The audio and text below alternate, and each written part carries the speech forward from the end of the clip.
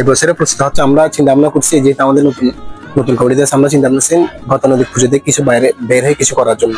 যদি আমাদের এখানে এটা হিন্দু ধর্মের সবচেয়ে বড় উৎসব হচ্ছে দুর্গাপূজা, কিন্তু এটা এখানে আমাদের যেহেতু আদিনাথ মন্দিরের মূল মূর্তি আছে, তাই আমরা এখানে প্রতিমা পূজা করতে হয় না, আমাদের এখানে প্রতিচ্ছবি নিয়ে অর্থাৎ ভগবানের প্রতিমূর্তি নিয়ে পূজা করতে হয়। যেহেতু এখানে মূল মূর্তি আছে, এখানে মূর্তি পূজা করা যায় না। তো সেই ক্ষেত্রে হচ্ছে কি, এখন আমরা চিন্তা ভাবনা করছি গতানুগতিক পূজা, এখানে পূজা অনেকভাবে হচ্ছে, আমরা গতানুগতিক বেরিয়ে আমরা কিছু সাংস্কৃতিক কিছু এখানে যুক্ত করছি। তার মধ্যে রয়েছে আপনার জীবন্ত মায়ের মাতৃবন্দনা, তারপর থাকতেছে গীতা পাঠ, তারপর হচ্ছে আপনার সাংস্কৃতিক অনুষ্ঠান থাকতেছে, তারপর তার মধ্যে আর হচ্ছে কি ধর্মীয় কিছু গান অথবা নাটক কিছু থাকবে। যের মধ্যে সাথে আমাদের মিটিং হয়েছিল, ওখানে উনি আমাদের সব উৎসব থাকবেন বলছেন এবং আমাদের নিরাপত্তার বিষয়ে উনি কিছু পরামর্শ দিয়েছেন এবং সিসিটিভির কথাও বলেছেন। তারপর হচ্ছে সার্বক্ষণিক প্রশাসনিক যে নিরাপত্তা বিষয় থাকবে উনি এটা নিশ্চিত করেছেন। সাংস্কৃতিক অনুষ্ঠান, গীতা প্রতিযোগিতা আর একটু ধর্মীয় গান বাজনা চলবে।